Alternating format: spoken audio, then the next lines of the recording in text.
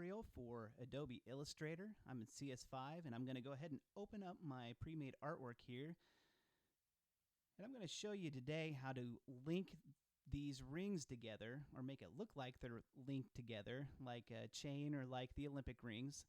And as you can see right now, I can drag these shapes on top of or behind each other, but they don't really achieve that chain-like effect.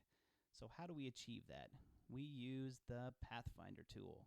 And if you don't have that visible to you right now, go ahead and go to the window menu and select Pathfinder. And the way the Pathfinder tool works, you have to have two different shapes selected at the same time. So we've got our two rings selected now, and the first tool over here that we're going to use is the divide tool.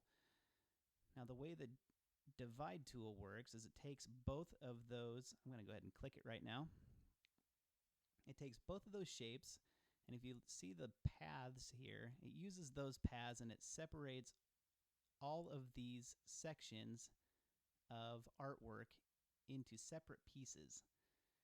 So I'll show you what I mean. Let's go ahead and ungroup that, and you'll see each one of these overlapping pieces and other parts of the shape have been divided into separate pieces.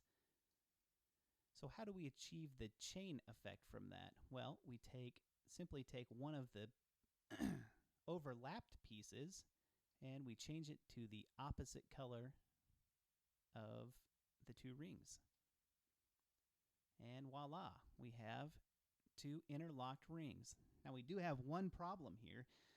All of these still are separate pieces, so if you wanted to move this around to another part of your